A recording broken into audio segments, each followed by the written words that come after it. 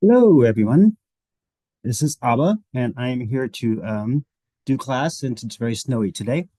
I'm here at home. We will review a little bit of what we did yesterday, just quickly, and then move on to page 70 of the course packet. This is where we left off yesterday. But first of all, I want to give you a tour of my house, at least this room. This is my learning room. So we have books, books, lots of books on astrology and mysticism, Jewish Kabbalah, stuff like that. We have a chalkboard. Of course, we have a chalkboard. And we have records, lots of records. Vacuum cleaner I need to put away. Um, it's unicorn. That's baby. Above the clock. Let's see. All right, this is a really sketchy camera. Here we go. Let's do it that way. Ah, yeah. And oh, enough of the tour. Okay, let's get to some math. Math is more important. Okay, I'm going to share the screen here for my document camera and share. Here's the visualizer. Here we go. Oh, okay. So yesterday, wait, let me get rid of this bar on the top of the screen. Sorry, it's been since COVID since I've done this Zoom thingy. How do I just make it go away? I guess I can't make it go away. That's fine. Okay. So let's get a little quick review of the what we did yesterday. So sets are collections of objects. These objects are called elements. These are such sets. Order does not matter, and duplicate elements are ignored. So this Z and the Z, there's only three elements in this set. Um, and we can I spoke about the integers yesterday. Z is the set of integers. Uh, just write that again. It's all the dot, dot, dot, like -3, -2, -1, 0, 1, 2, 3, dot, dot, dot. Um, those are all the integers. And if I double the integers, I get the even integers. So 2 times z is the even integers. And if I add 1, that's the odd integers, as I said in class yesterday. And this set C is an infinite set. And let's go to the next page. And oh, by the way, this is from our course webpage, so that's why this one has like it looks slightly different. I had a 6 there before, and I went all powers of 2. So we had this set theoretic notation. This line means such that, um, and we can write the odd integers as all the numbers 2 times k plus 1, such that k is an integer. And then we started learning a bunch of these symbols. So majority of you came to class yesterday, so I'm just going to get straight to the definitions of all these symbols. Mhm. Um, okay, so let's go with the one that's an element of. It's not an E and it's not an epsilon. So if we view this, remember yesterday in class I said let's view these sets as houses. So if set C is the integers, then we can say things like 3 is an element of the set because 3 is a tenant that lives in this house. So we can view 3 as a tenant. Um, and we can view the set as a house.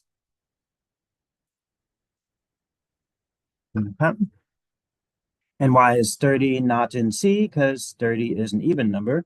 Yo. But 31 is an element of C. So you want to say not an element, you draw a line through the E. Okay. And then the union and intersection. A union B is the set of all elements that belong to either A or B, or possibly both. So for instance, if we have, okay, do I have an example on the next page? Oh, no, we'll just like wait for the example. Don't worry about that. Okay, so I say both because the example I gave yesterday is I'm a dork or a geek. Those are both true. So I am a dork or a geek, even though I'm both a dork and a geek. Okay. And so we had a memory tip here. My boring tip yesterday was this symbol, the intersection, looks like the letter A. So A intersect B is the set of all elements that belong to both A and B. In previous semesters, I used to say to memorize it that the union is the or, because or sounds like and is the sound that you make when you see a mouse run across the floor in your bedroom. You go, there's a mouse. Sorry, I should be a little bit more emotional. There's a mouse. Okay. um, we were doing this alone. I wish like the class was here, but such is life on a snowy day. Okay, so this exercise we did, A and B, I said yesterday in class that we don't use a brain here. Do not use a brain. Use a brain.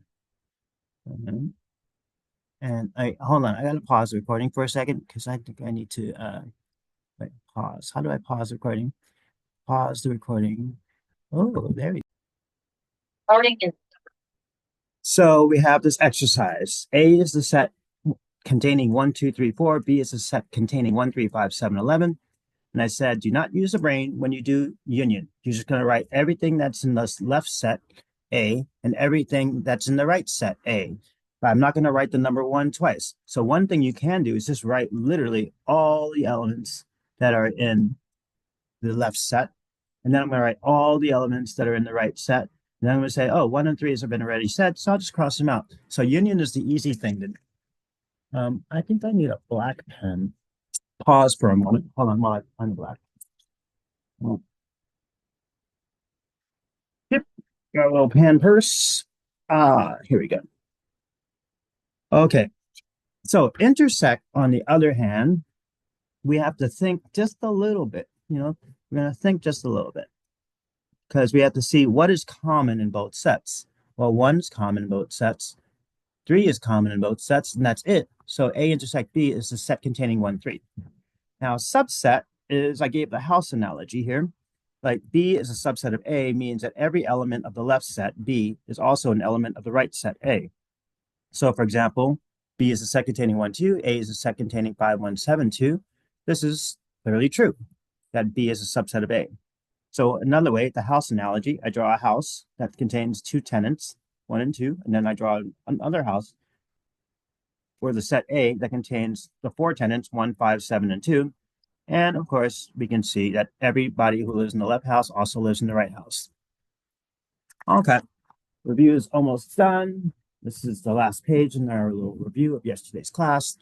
The empty set and the universal set. The empty set is a set with no elements at all. It is denoted empty, like that, or like yo. So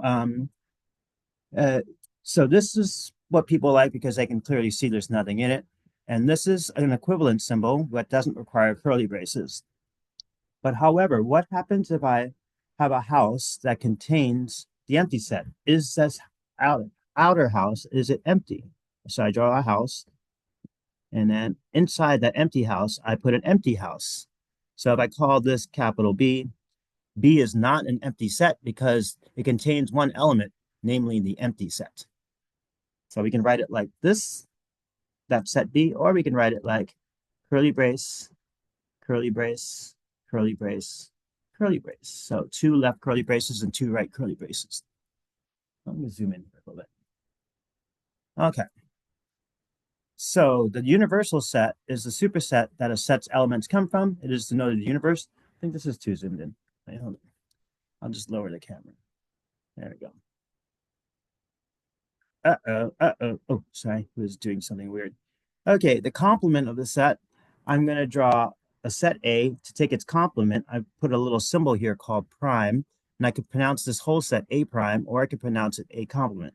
So A prime or A complement. A complement is more common.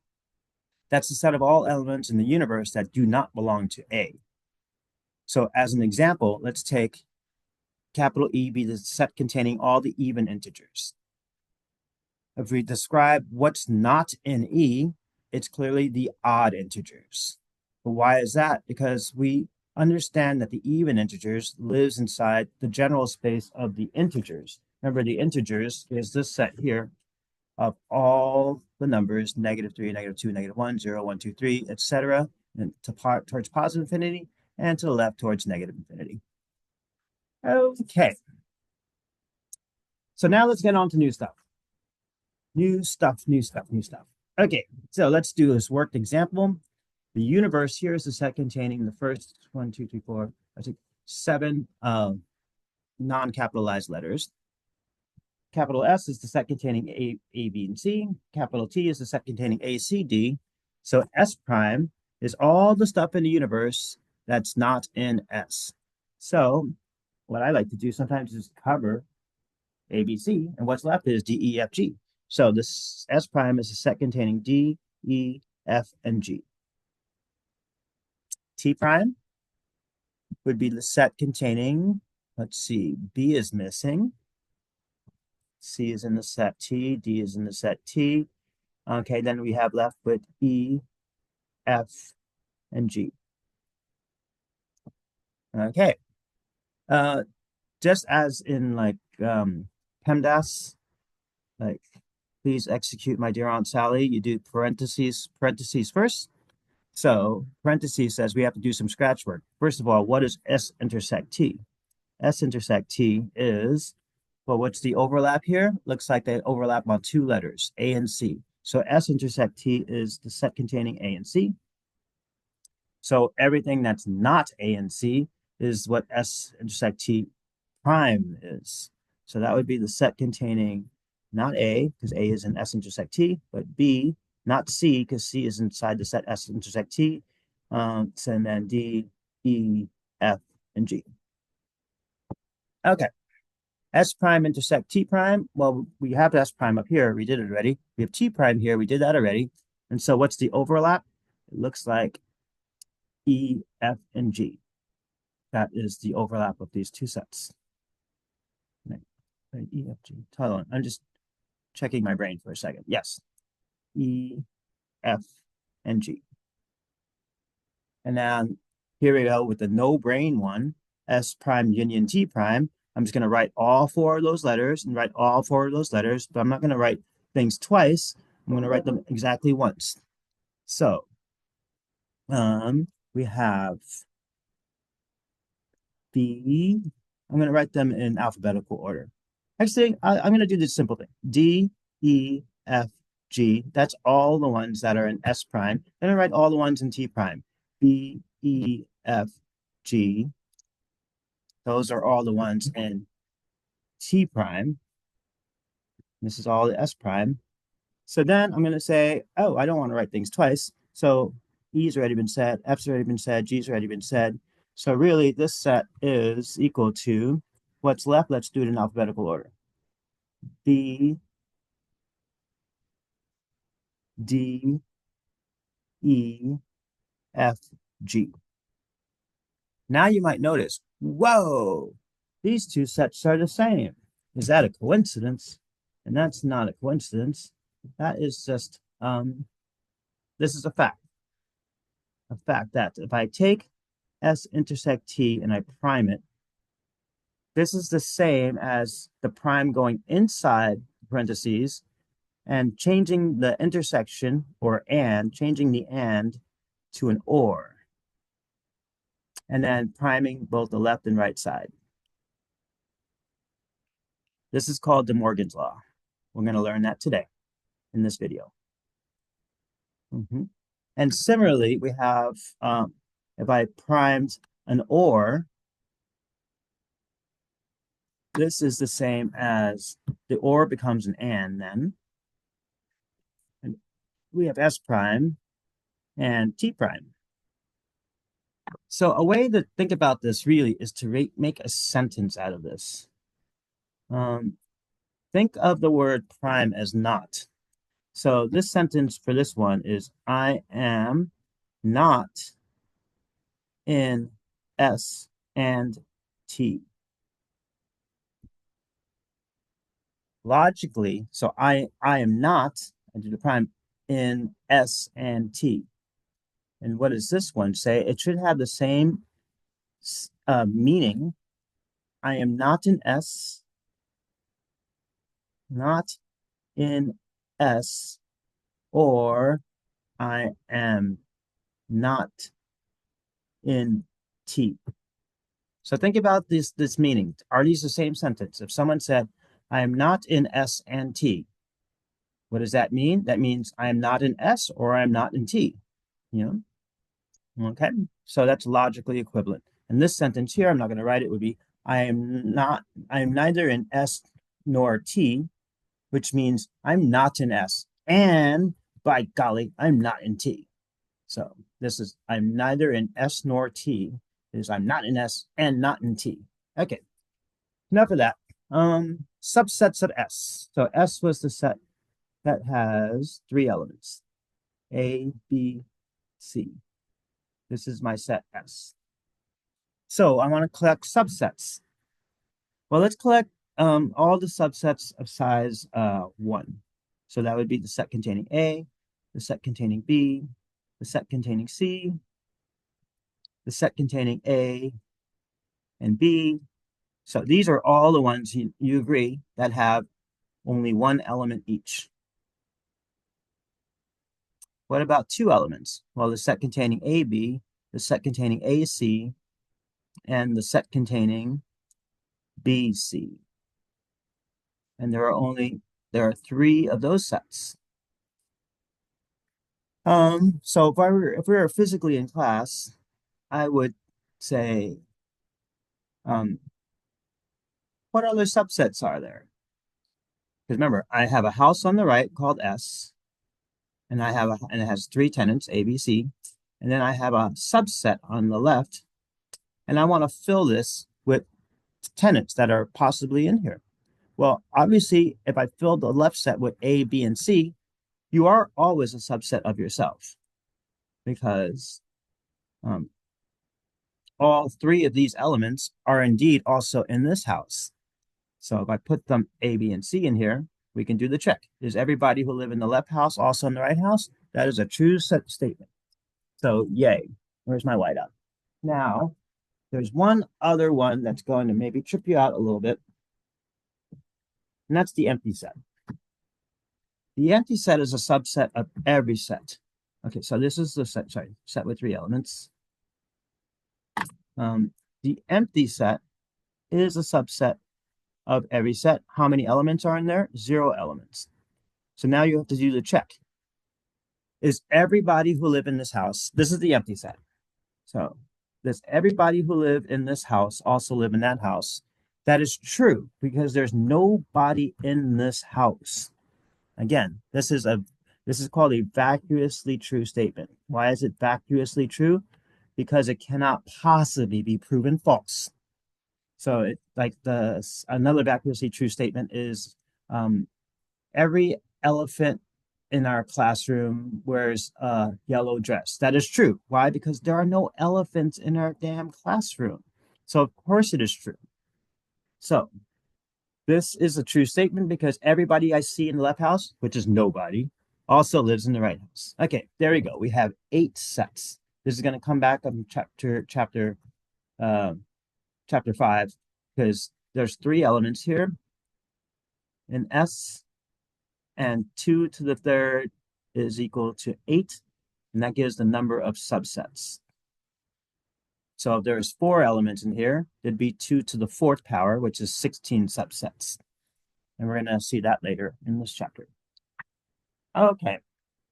That was page 70. Now let's look at page 71. Okay, this is more like just a reading thing for me. So, popular numerical sets. The natural numbers are counting things. 1, 2, 3, 4. So can we solve x plus 7 equals 0 using the natural numbers? No, because x equals -7 is not one of these numbers. So what we did is we expanded our number set to include the negative numbers, and we call that the integers. And we used the letter Z. Why did we use N for natural numbers? Because that's the first letter in natural. Oh wait, oh my gosh. Hold on, I have to pause. Someone asked, should I still come to class today? Obviously no, but I'm going to email that person.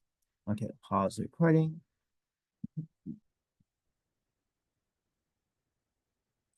Okay, so we have the negative numbers now available. So can we solve 2x minus 7 equals 0 using the set called the integers?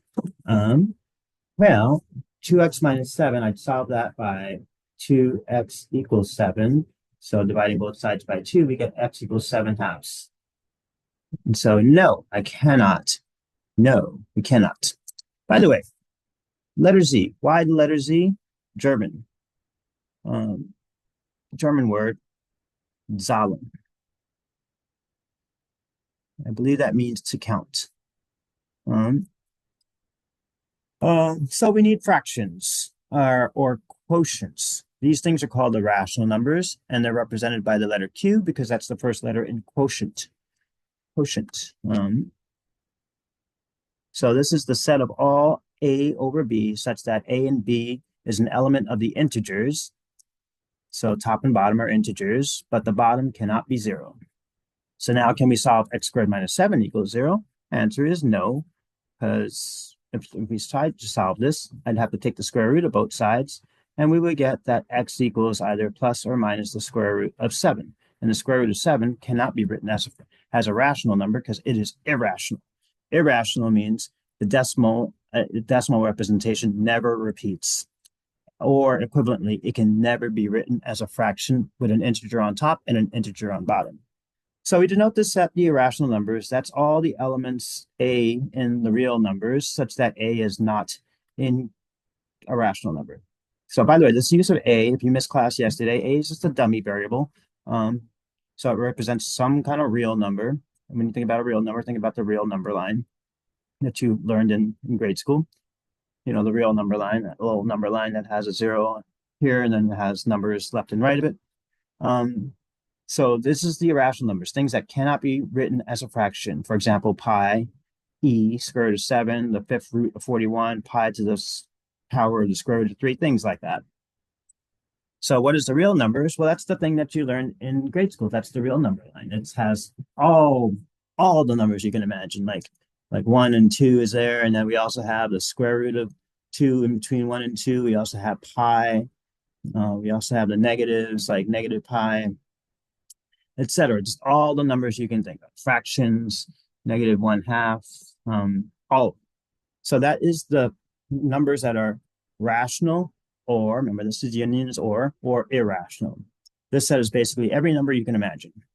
So now let's solve this thing. Can we solve x squared plus 9 equaling 0 using the rationals? Sorry, using the real numbers. And the real numbers is denoted R. The rational numbers is not denoted R. That'd be confusing, even though the first letter in rational is R. Those are quotients, so we use Q. So let's solve this. I subtract 9 from both sides. And then I square root both sides, and I get x equals plus minus the square root of, negative 9.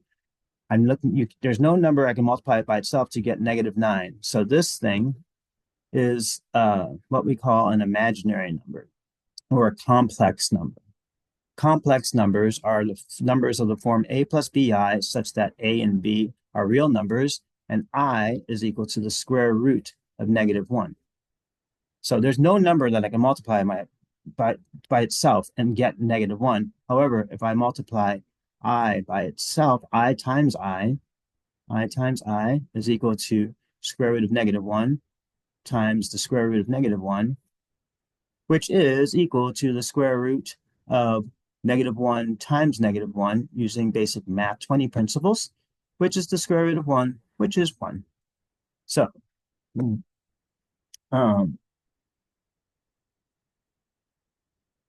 I did something bad. What did I do bad? Oh my gosh. Grievous error.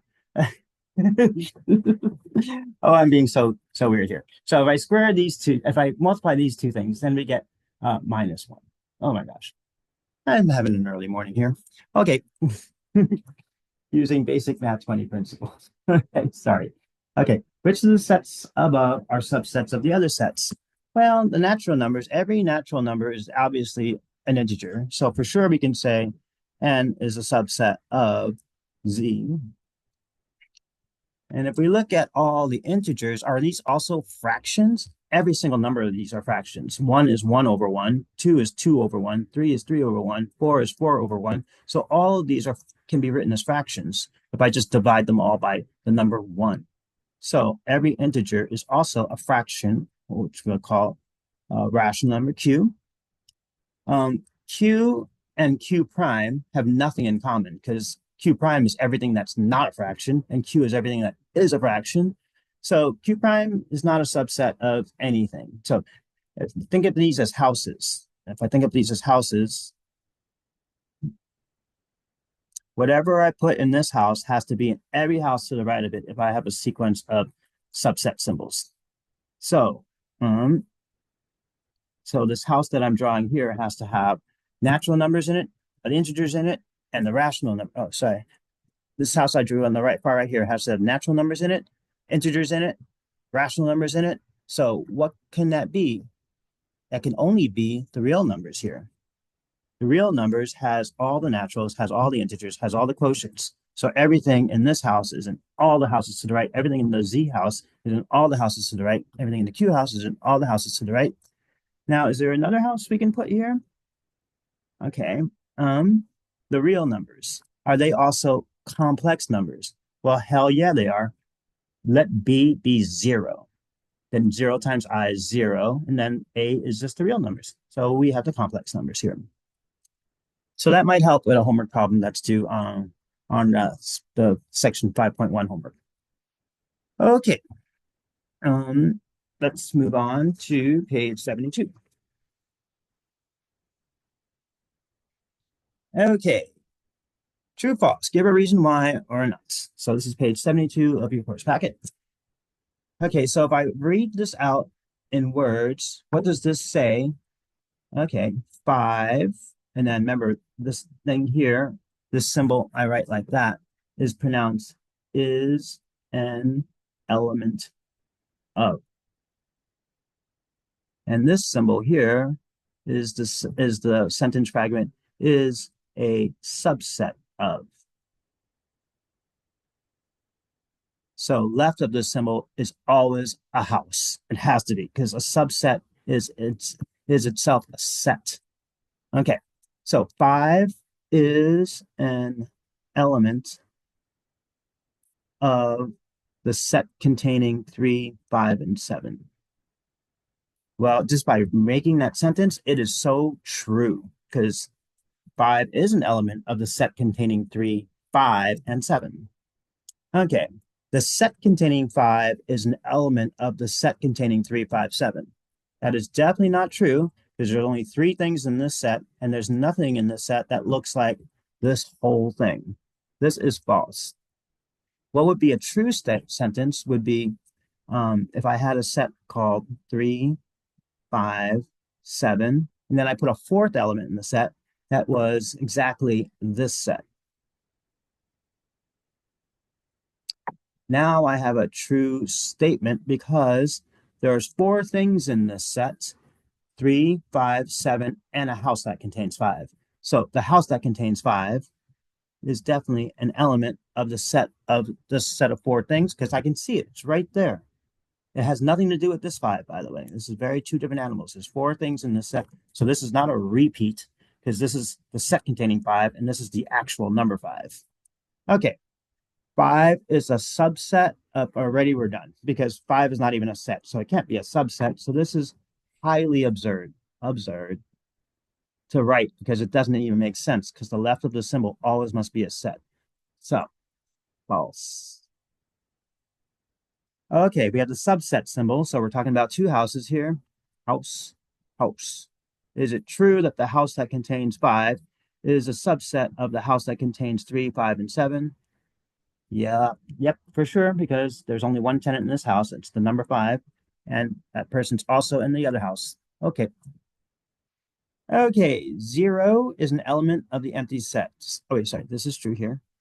0 is an element of the empty set. False. Empty set doesn't have anything, so it can't have the number 0. Okay. The empty set is a subset of the house that contains A, B, C. So let's see this again. We went over this 2 pages ago, but let's do it again. Everybody in this house, do they also live in this house? Yes, because there is nobody in this house. So of course, everybody here also lives in the right. So this is vacuously true. Oh, okay.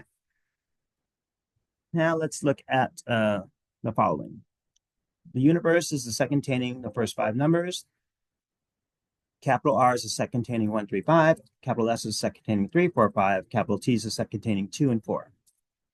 So we're looking for S prime intersect T. So we do some scratch work first. S prime is, well, S is 3, 4, 5. So S prime is the set containing 1 and 2. So I'm intersecting S prime and T. So I look at the S prime here, and I look at the T here, and I say, what do they have in common? If anything, they have the number 2. So S prime intersect T is the set containing 2. Okay, R intersect S intersect T. So I need to be in all 3 sets. So I look at R, I look at S, I look at T, and I try to see what's common in all 3 sets. Well, 3 and 5 are common in these 2, but they're not here. 4 is common in these 2, but that's not there. Nope, there's nothing. There's nothing in common in all 3 sets. So we say this is the empty set, or we use the other symbol like that. Okay, what's common in R, S, and T prime? Well, let's see. T prime, we'll do a little scratch work here. T prime is the set that doesn't have 2 and 4, so it has the numbers 1, 3, and 5. 1, 3, and 5. So what's common in R and S and T prime? Well, let's see. Notice that T prime is exactly R. So what does R and T prime have in common with S? Well, the numbers 3 and 5. So this would be the set containing 3 and 5. So what's inside of R, inside of S prime, and inside of T? So we gaze, R, S, T. Well, immediately we know nothing can be in common in all 3 sets because, first of all, R and T don't have any overlap at all. So it doesn't matter what this middle set is. So this one is empty, just as well as that one up there was. Okay, R prime intersect T. So do some scratch work. What's R prime? R prime is the set containing 2 and 4. So I look at R and T, and they are the exact same sets. So I'm intersecting R prime and T. They're the same. So it is 2 and 4. What is R union S? Oh, no brain zone, no brain, no brain. So I write everything in R, everything in S. So we have 1, 3, 4, and 5.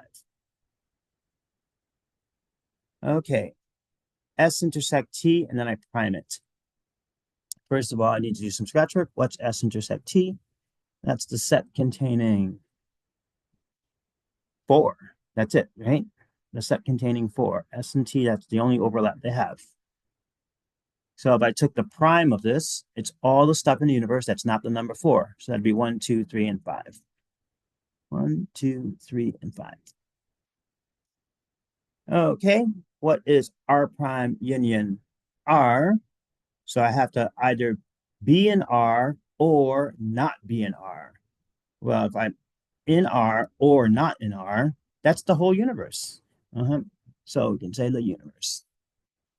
So this is a big axiom. Like if R is a set of cats and R prime is all a set of not cats, like every other animal. So the union of all the cats with all the not cats would be all the animals in the universe. And let's do this next one because it's similar. R intersect R prime. So I want to be inside of R and at the same time be outside of R. That's impossible. So that's empty. So let's use the analogy. If R was a set of cats, then R prime is all a set of not cats. You can't be a cat and also not a cat. Yes, and I have to say something. The binary does exist in set theory because R prime is everything that's not inside of R. So there's no non-binary sets, I guess. That's an unfortunate aspect of set theory. Because if we wrote the set of males and we took the complement of that set, that's not female necessarily. There are people identify neither as male nor female. So we have to keep that into some consideration, but we won't encounter sketchy sets like that. We'll be only doing numerical stuff. So S prime union T prime. So I write everything in S prime. I write everything in T prime. So 1, 2, 3, 5. So the set containing 1, 2, 3, 5. And again, we see something that we talked about before, De Morgan's law in action. S intersect T, if I prime that, the prime goes in, turns this and into an or, and then it primes the things left and right of the symbol. And that's why these sets are the same. Okay, let's get to something spacey. How many elements are in the empty set? Well, 0. How many elements are in the set that contains the empty set? Well, there's clearly 1. And it is the one element is a set that is empty. How many elements in the set that contains the empty set and a set containing the empty set? Well, that's 2 elements. And we can take this further. Notice that this set I just did is the union of the previous 2 sets. And what if I union all 3 of these sets now? That one, the first one, the second one, and the third one, we would get the set containing, and I'll do some colors here, the empty set as the first element, the next element, red, the set that contains the empty set as the second element, in blue, I'll do the third set, the set that contains the empty set, comma, and the set containing the empty set, and I'll end this with my parenthesis. So how many elements in this new set? 1, counting the important commas. There's only 2 commas that are important. They separate the 3 things. 1 thing in black, this set in red, and this set that contains 2 elements in blue. So there's 3 of these, 3 elements. And believe it or not, this is how the early mathematical logicians created the number system. They started with the foundation that emptiness exists. And from emptiness, they built everything. It almost sounds religious because it quite is. If you believe only in emptiness, then you can capture the set that contains empty and call that 1. And then take the union of the previous 2, call that 2. Take the union of the previous 3, call that 3, etc. And all you're dealing with is emptiness. That's rather deep. Damn. Deep, deep, deep. Okay. All right. Page 73. Fundamentals of counting. So this is based on homework due Friday. Let's lower this a little bit more. Okay. So definition: the size or cardinality of a set S is the number of elements in S. It is denoted N of S, or capital N of S, or this thing that looks like absolute value bars of S. We're going to use this notation in class, but if you're going scouring the internet for stuff, you'll see both of these notations also. So capital S is the set containing A, 1, and dog. Clearly, there are 3 things in this set, because I'm just counting the important commas. 1, 2. So the number of elements in the set is 1 more than the number of important commas. I'm going to say important because we're going to have sets down here that have unimportant commas like that one. Okay. So there's 3 elements in this set. S is the set of even integers, also denoted 2 times integers. Remember, Z is integers. So if I double all the integers, I get the even integers. Size of that is clearly infinity. That's a lot.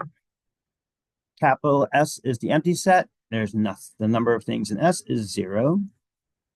Capital S is the set that contains 1 object called empty set. Well, that's 1. We saw the next example on the previous page. I wrote that.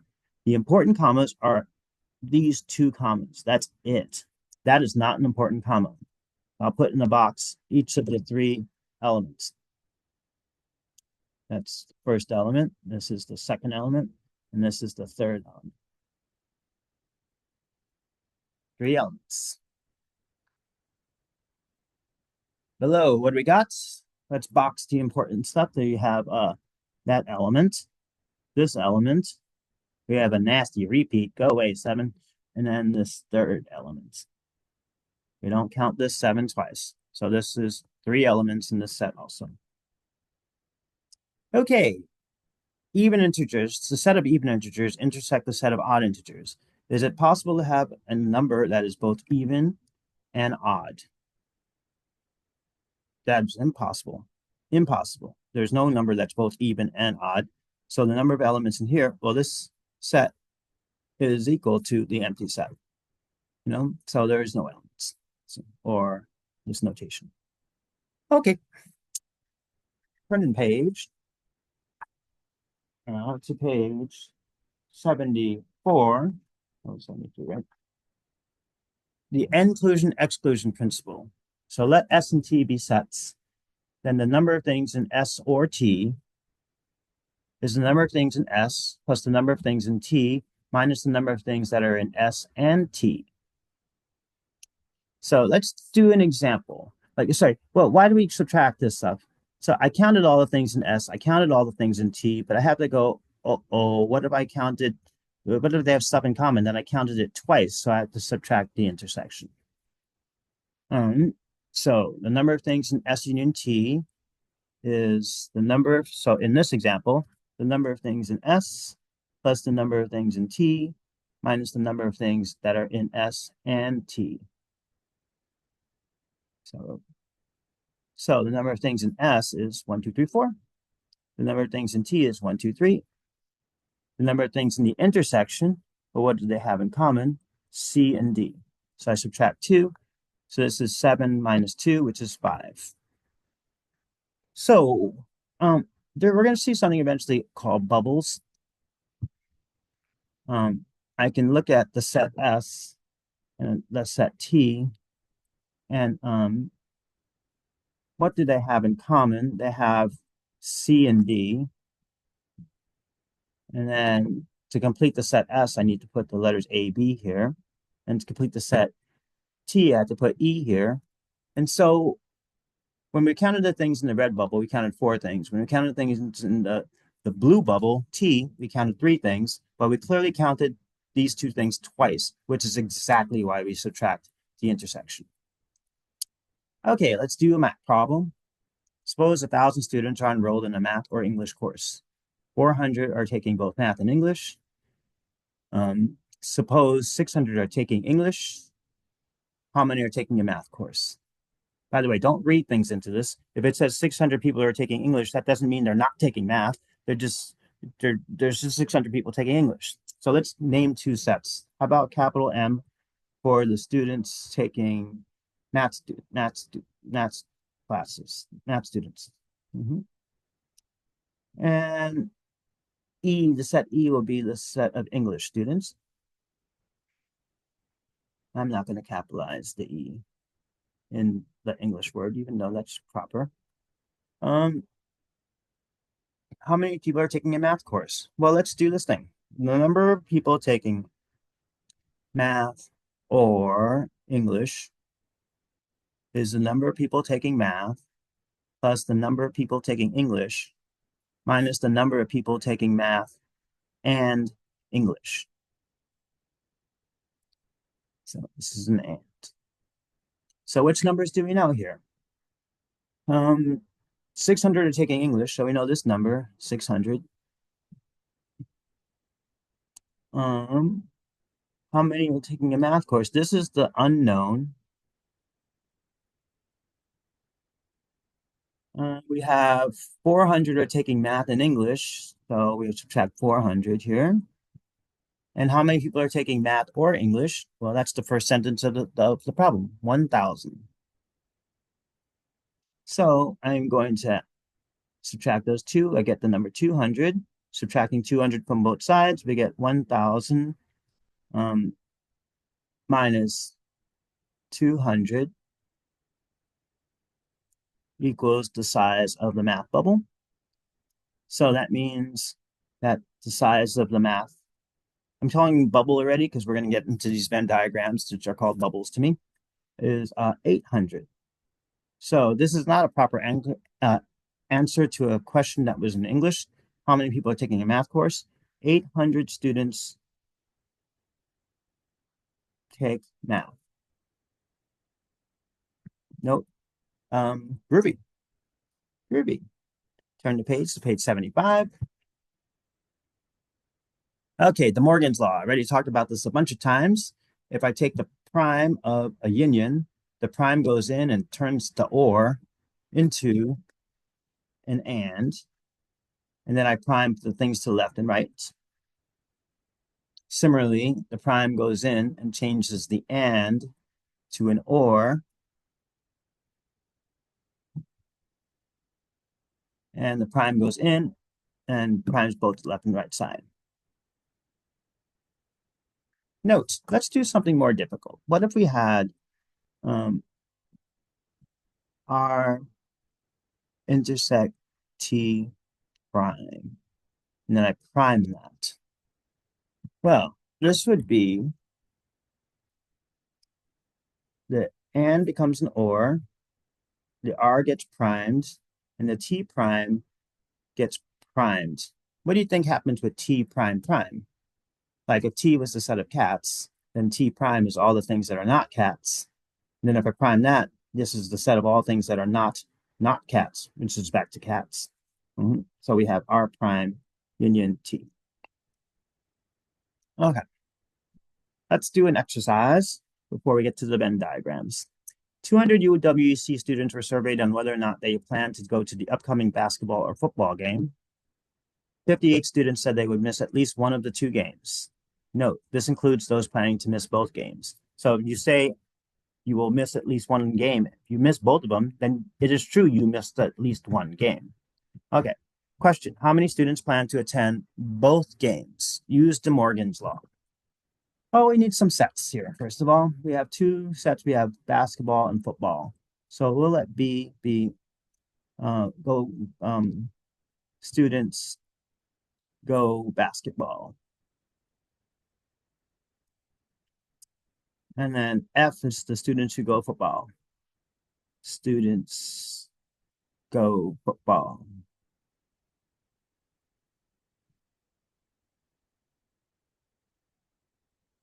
So let's see how we can use De Morgan's law. 200 students were surveyed on whether or not they plan to go to the upcoming basketball or football game. So the universe is, the size of the universe is 200 students. 58 said they would miss at least one or two games. So B prime would mean you missed the students that missed the basketball game. F prime is the students that missed the football game. So the size of the students that missed the basketball game, meaning B prime, or missed the football game. Note, or can mean possibly both. Maybe they missed both. This is 58. Now let's try to answer the question that we want here and somehow use De Morgan's law. We know that if I think about B prime union F prime, De Morganly wise, we have fact here is that B prime union F prime is the same as B and F prime by De Morgan law.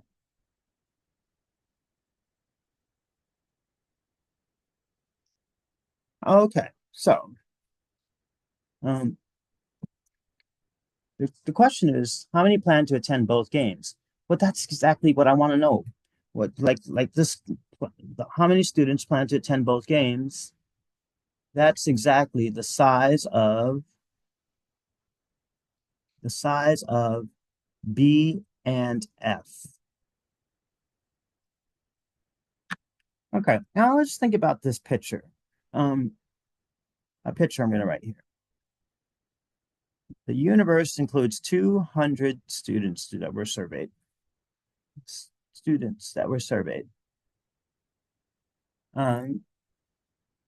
This set here, this thing, 58, by De Morgan's law, this is also the size of B intersect F prime because these two sets are the same right here by De Morgan law. So I have this B intersect F, for instance. And this is what I want to know. And I know that there are 58 people outside, that's what this prime means, outside of this B intersect F bubble. There's 58 here. because this is the world out here. This is the world of B intersect F prime. So clearly, the size of the thing I want to know is 200 minus the size of the thing I do know. So we're doing a fact here. The size of B intersect F is the size of the universe subtracting the size of the opposite of B intersect F. When I say opposite, I mean take B intersect F and prime it. So this is 200 minus 58, which is 142. 142 students attend both games. Okay, it seems like a lot of work to solve this math problem that just wound up being 200 minus that number, but it shows a lot about De Morgan's law, its use, and it was just plain fun to do. Okay, so now we get to the bubble stuff. And then let's see, bubble issues, Venn diagrams or Sven's diaphragm. Venn diagrams are graphical representations of sets. For example, we have mammals and fishes. Things they have in common is vertebrates and have a skeleton.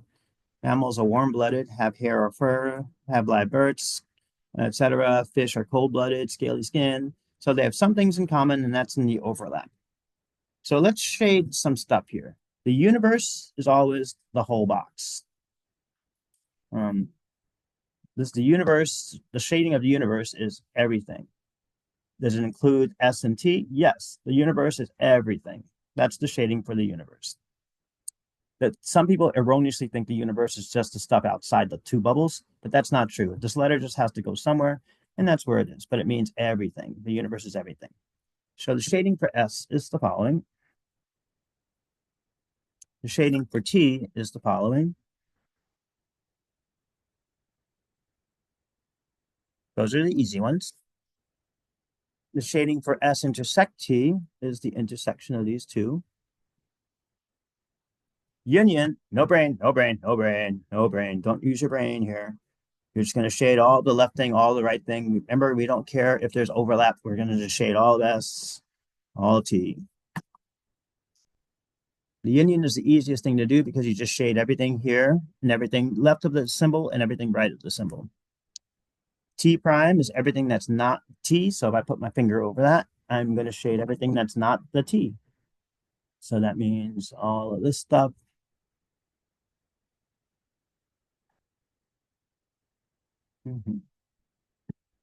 Okay.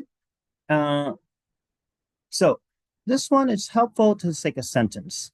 Inside of S and that's the and symbol here, and outside of T. So I want to be inside the S bubble and simultaneously outside of the T bubble. So I must be inside S. So the answer is going to be inside S, but also it cannot include T. It has to be outside T. So that's a wedgie, the left wedgie or left moon. Okay. S prime union T prime. Two ways to do this. I can realize that this whole thing is just by De Morgan. By De Morgan. This is just S intersect T prime. That's the easiest way to do this. Or I can do the no brain thing and shade everything that's not over my thumb there, and then shade everything that's not over my thumb there. But it's easier to say outside of the intersection. We did the intersection. So I basically have to say everything that's not this shade, this part. So that's the shading for this or that. They're the same thing. So everything that's not the intersection.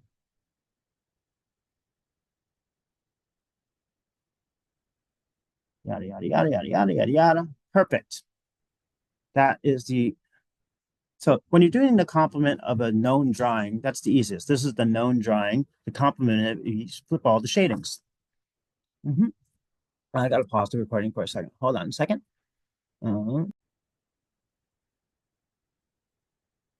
Okay, so that's the notion of shading. And then Bree has made this thing last semester. things like by math, science, technology, and engineering geeks. I'm at geek, so I'm in this bubble. What's the triple intersection? Well, STEM. And this is kind of cute. We got yeah, it's cute. I love it. Bree's really awesome at making graphics. Mhm. Okay, so let's do this page and then maybe call it a day. Let's see. Okay, well, let's do this worksheet. My name is Abba. Hi, Abba. Mhm. Okay, so the homework due in 5.2 has some questions like this. Um, so I want to shade A prime union B intersects C. So there's two ways to do this. I can do it graphically. Like I can say C is that shading. Then I can do this shading for A union B, A prime union B. So remember, this is no brain for this part. No brain. Do not use brain. So I got to shade all of B for sure. And I'm going to shade everything that's not A. So A was this guy here. So I'm going to shade everything that's not A. So something's going to get double shaded. And that's totally fine. Everything that's not A.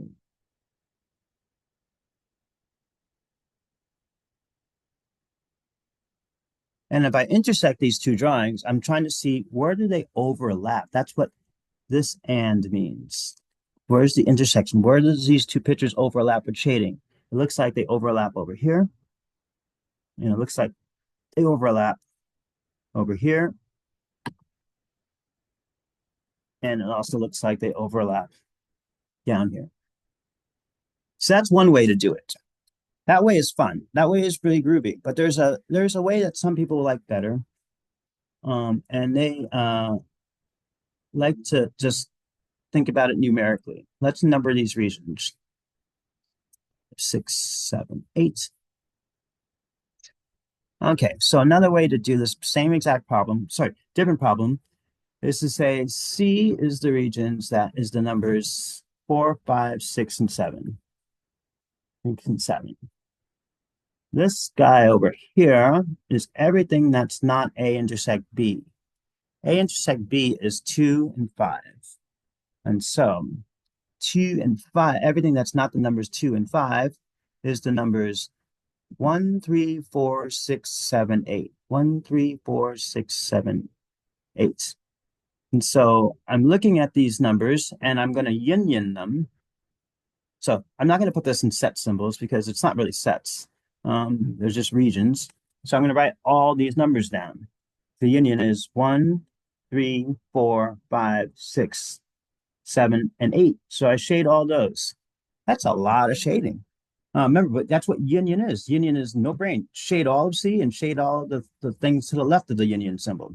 So we'd be shading region 1 and region 3 and region 4 and region 5. Running out of different colors. I want to have no colors overlap.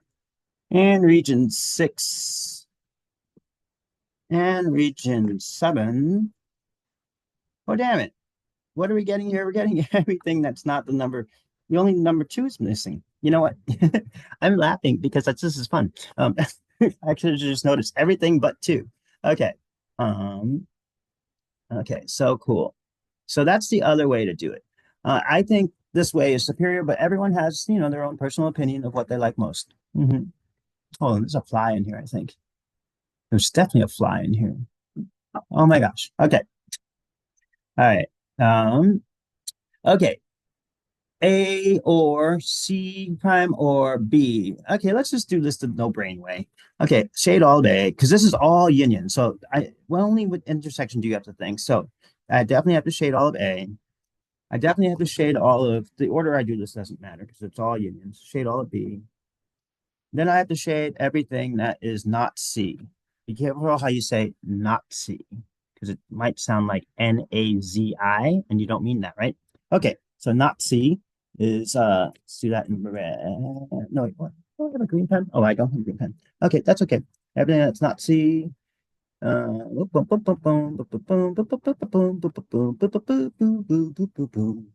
Yay! Um, okay, lastly, C intersect A intersect B prime. So let's first of all think about, oh, I got a green pen, it's out of the blue. Okay. Um, so let's look at the drawing for A intersect B prime. So that's inside of A and outside of B. So this is a wedgie. Um, inside of A and outside of B would be all of this stuff that's inside of A but outside of B. Now the drawing for C is just the C bubble. So that would be this down here. So what do they have in common, i.e., and the word intersect? Well, just that region over here, just this little smidge, just a wee little smidge of region. Hi, little smidge of region. Hi, Abba. How you doing, little smidge of region? I'm doing good. Um, okay. If I'm getting loopy, maybe class is over. Because we'll start class in real life on Friday on page 80. And now we're going to have so much fun. You're going to be like, I love Sven's diaphragm. Sven's diaphragm is my best friend. Okay, so now I'm going to take the camera, stop the share, and say yes. Oh, by the way, my mom's Filipino, so Filipino flag there. Um, and that's Filipino flag. And also, this is how I make phone call. I hope the image above it doesn't come in too clearly because that's kind of sketchy. I can show you my kitchen, maybe. Want to see my kitchen? It's my kitchen. Okay, we're gonna take a little tour. The class is over now, but we're gonna take a little tour. Where's the plug for the which one? This one here. This is the I have so many cords. Okay. Okay, time to see Alba's kitchen. Let's see. What do we have at Alba's kitchen? Okay, class is definitely over because we are. Oh, you know what? I kind of like I like tour.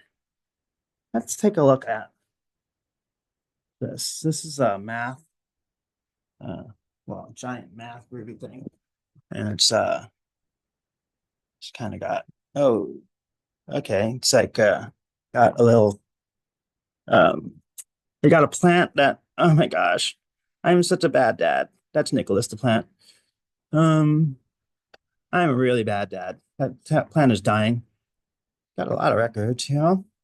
That's a backgammon table by the radiator there. It's backgammon. Um, see, there's math here, of course. More math. It's a dog. Um, it's my mom's cancer wig. It's my mom's other cancer wig. Yes, my mom had cancer, and I got the wigs when afterwards. Let's see. Let's see. We got the cassettes and stuff. Um, picture of my bio mom. And this is a picture of my Jewish West Coast mom, Joe, my two moms. Um, and let's see, gotta have pops here somewhere. Oh, that's my pops right there. That's my dad, bio dad. Um, and let's see, pictures of students. I have union sometimes. Good books. Oh, necklaces, kitchen. What's in the kitchen? We've got we're doing pork chops later today. That's what I'm doing. That's a microwave where you can see the computer. Oh, this is an air fryer. Yeah, air fryer. Um, this is a clean sink. That was a dirty sink. Pictures of friends. Every everything. Yeah, got pictures of friends. Got pantry. A lot of stuff. Yeah, it's a picture of Angel. Mm-hmm. Yep. It's a picture of Ree. It's a picture of my math friends, people I got my PhD with. It's yeah, so pretty groovy. Um, it's me in Ireland over here. Yeah, stuff like that. It's just a, and I put this sign here on things that need that sign. Okay, see you again. Okay, I think that's enough tour. Enough tour. There's nothing really else to see. Kind of like you might have noticed a theme.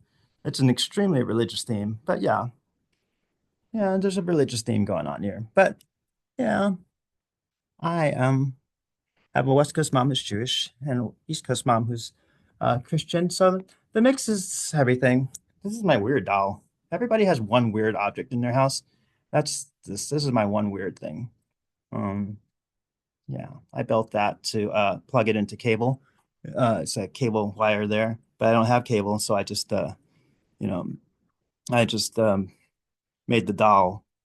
So it's good to have a doll, sometimes. I could show you the bedroom, but it's a mess and I don't want to. It's blue though. You can see a little bit of it through here, maybe. Maybe enough to see that one cross. I make crosses, by the way. Um, just enough to see that one cross. Let's see. It says, I love math. Okay. Yeah. And there's a big old snake. Everyone has a big old snake. Okay. And more like believe. Okay. But this is over. I'm just getting way too long. This is getting too weird. I'm being too weird here. I'm not going to show you my vacuum next, although that is a Dyson. They're the best vacuums. Okay. Uh, that's it. Sorry the video's so long, but the math part is all you needed to watch. If you're still watching, I don't know why you're watching. Why are you so curious? Okay, stop recording. Goodbye.